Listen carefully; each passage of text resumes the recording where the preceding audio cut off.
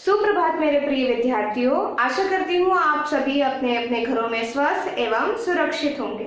विद्यार्थियों, इससे पहले की कक्षा में आपने पाठ 6 साहसी बालिका के विषय में अध्ययन किया होगा, है ना। इस पाठ में आपने ग्रेस नामक एक ऐसी बालिका के विषय में पढ़ा होगा जिसने अपनी समझदारी और सूझबूझ से कई व्यक्तियों की जान बचाई थी, है ना। आशा करती हूँ कि ये पाठ आप लोगों को बहुत अच्छे से समझ में आया होगा। इसी क्रम को आगे बढ़ाते हुए आज हम फिर से आपकी भाषा सेतु पुस्तक के पाठ 7 चंद्रशेखर वेंकट रमन पाठ का अध्ययन करने जा रहे हैं, जो कि एक जीवनी है ना। जीवनी इसलिए कहा मैंने क्योंकि ये चंद्रशेखर वेंकट रमन जी के जीवन के विषय में है। इससे पहले आपने जो पाठ पढ़ा था वो ग्रेस के ऊपर था और वो क्या थी, कहानी थी। विद्यार्थियों, हिंदी के अंतर्गत हम कई ऐसे विधाओं के द्वारा पाठ पढ़ते हैं, जानते हैं ना आप। कभी हम कविताओं के द्वारा पाठ का अध्ययन करते हैं, कभी निबंध के द्वारा, कभी कहानियों के द्वारा। वैसे ही आज हम जीवनी को आधार मानते हुए इस पाठ का अध्ययन करेंगे। इतना समझ में आया आप सभी को? तो चलते हैं अपने पाठ की ओर। तो आपके पाठ का नाम क्या है? चंद्रशेखर वेंकट रमन। पाठ पढ़ाने से पहले मैं आप लोगों को चंद्रशेखर वेंकट रमन के जीवन के विषय में कुछ महत्वपूर्ण जानकारियां देना चाहूंगी, है ना।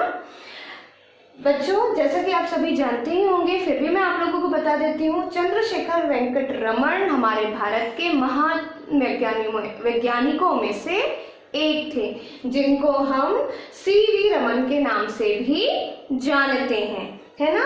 इनका जन्म 7 नवंबर सन 1888 में दक्षिण भारत में हुआ था, है ना। कब हुआ था? 7 नवंबर सन 1888 में दक्षिण भारत में। बच्चों, इन्हें नोबेल पुरस्कार भी मिला है। कब? सन 1930 में। किस लिए? भौतिक विज्ञान विषय के में खोज करने के लिए सन 1930 में इन्हें नोबेल पुरस्कार से भी सम्मानित किया गया। इनका आविष्कार प्रकाश से संबंधित था, जिनको उनका नाम दिया गया रमन प्रभाव करके। अच्छा, इन्होंने किस विषय पर आविष्कार किया था या खोज की थी, इसके विषय में भी हम आपके पाठ में पढ़ेंगे, ठीक है। साथ ही साथ इन्हें भारत सरकार ने सन 1945 में भारत रत्न की उपाधि से भी सम्मानित किया और लेनिन शांति पुरस्कार सन 1947 में इन्होंने प्राप्त किया। अच्छा, अब आते हैं इनके पारिवारिक विषय में, जानते हैं।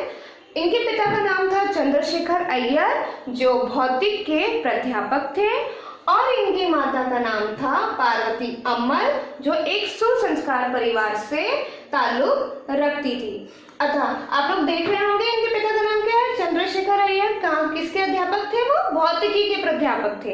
अर्थात चंद्रशेखर वेंकट रमन को भौतिकी विषय का प्रथम ज्ञान उनको कहाँ से प्राप्त हुआ था? अपने पिताजी से, है ना। तो आइए आज हम इस पाठ के विषय में पढ़ते हैं। तो आप सभी अपनी किताब निकाल लीजिए। पाठ 7 चंद्रशेखर वेंकट रमन। बच्चों, मैं पढ़ रही हूँ, आप भी अपनी किताब खोलिए और मिलाइए, ठीक है।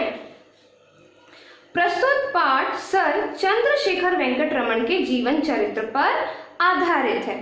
अपने अथक परिश्रम, लगन तथा सूझबूझ से उन्होंने किस प्रकार नोबेल पुरस्कार प्राप्त किया, और इस पाठ में पढ़ें। सन 1930 में एक भारतीय वैज्ञानिक अपनी महत्वपूर्ण वैज्ञानिक खोजों के कारण भौतिक विज्ञान का नोबेल पुरस्कार प्राप्त कर सका और संपूर्ण संसार के वैज्ञानिकों द्वारा सम्मानित हुआ। विज्ञान जगत ने गौरव प्राप्त कर भारतीयों का मस्तक ऊंचा करने वाले भारत का यह सपूत था चंद्रशेखर वेंकट रमन, ठीक है। सपूत अर्थात की बेटा। चंद्रशेखर वेंकट रमन का जन्म दक्षिण भारत में त्रिचनापल्ली नगर, कहाँ हुआ था? दक्षिण भारत के। मैंने यहाँ पर केवल आपको दक्षिण भारत बताया है, मगर किताब में ये भी बताया है कि किस नगर में हुआ है। तो प्लीज बच्चों ध्यान से पढ़ना, क्योंकि इससे आपका एक प्रश्न बनता है।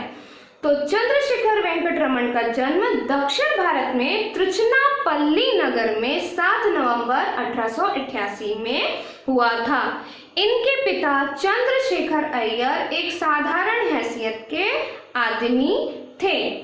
पिता का नाम क्या बताया इन्होंने? चंद्रशेखर अय्यर। आगे हम पढ़ते हैं। रमन बचपन से ही बहुत प्रतिभाशाली थे। शरीर तो उनका बहुत दुबला पतला था, किंतु बुद्धि बहुत तीक्ष्ण थी। तीक्ष्ण अर्थात की तेज। उन्होंने केवल 13 वर्ष की अवस्था में ही वोल्टेयर से इंटरमीडिएट की परीक्षा उत्तीर्ण कर ली। बताओ, केवल 13 वर्ष की उम्र में इंटरमीडिएट। गुड। इसके बाद वे मद्रास के प्रेसिडेंट कॉलेज में प्रविष्ट हुए और अपनी प्रखर प्रतिभा के कारण थोड़े ही दिनों में शिक्षकों के स्नेह पात्र हो गए। मद्रास आपने सुना है कभी नाम? जो चेन्नई है उसको पहले हम मद्रास के नाम से जाना करते थे, तो मद्रास का नाम अब बदलकर क्या हो गया है? चेन्नई। इसलिए कभी कंफ्यूज मत होना कि मैम मद्रास कौन सी जगह है। यहाँ पर चेन्नई के बारे में बात हो रही है। तो चेन्नई अर्थात कि मद्रास के कौन से कॉलेज से उन्होंने पढ़ाई की?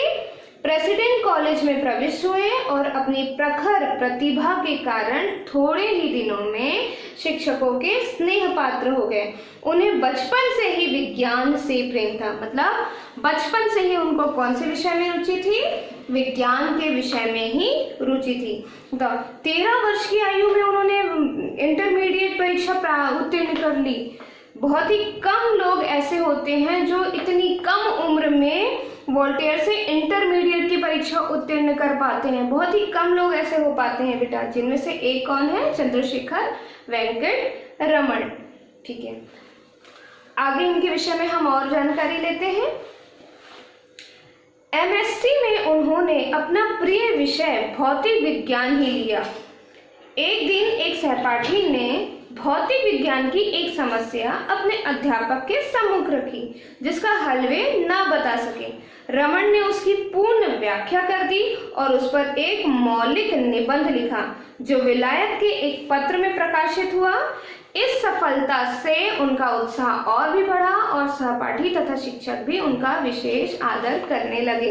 विलायत अर्थात कि विदेश में। इनका हमेशा से रुचि किसमें थी? विज्ञान विषय में थी। इसीलिए एमएससी भी करने के लिए उन्होंने कौन सा विषय चुना? भौतिक विज्ञान चुना, है ना।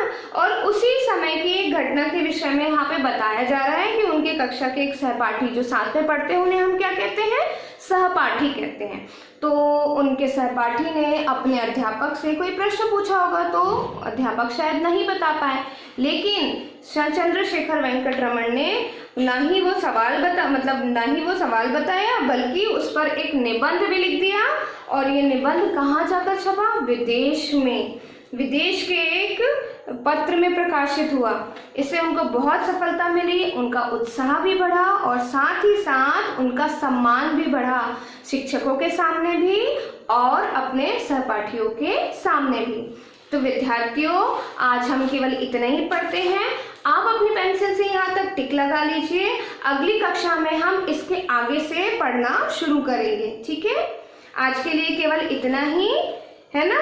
जितना मैंने आज आप लोगों को पढ़ाया है, आपको उन सभी का रिवीजन करना है। चाहे तो जैसा मैंने लिखा है यहाँ पे एक शॉर्टकट तरीके से आप भी रफ कॉपी में उस तरह से देखकर लिख सकते हैं एवं उसको पढ़ सकते हैं। इससे चंद्रशेखर वेंकटरमन के बारे में आपको शॉर्टकट में बहुत आसानी से चीजें याद हो जाएंगी, जैसे कि उनका जन्म, उनको कौन सा पुरस्कार मिला, और उनके आविष्कार का नाम क्या था, उसके साथ ही उन्हें कौन सी उपाधि से सम्मानित किया गया, माता का नाम क्या था, पिता का नाम क्या था, इत्यादि। बच्चों, जैसे जैसे हम पाठ पढ़ते जाएंगे, हमें चंद्रशेखर वेंकटरमन के विषय में और भी महत्वपूर्ण जानकारियां मिलती जाएंगी। ठीक है, तो जितना मैं अभी आप लोगों को पढ़ा रही हूँ, उतना आप अध्ययन कीजिए और उसको याद करने की भी कोशिश कीजिए, ताकि हमको प्रश्न उत्तर समझने में ज़्यादा दिक्कत ना हो। ठीक है, तो आज के लिए केवल इतना ही। मिलते हैं फिर से हम लोग का अपनी अगली कक्षा में। धन्यवाद।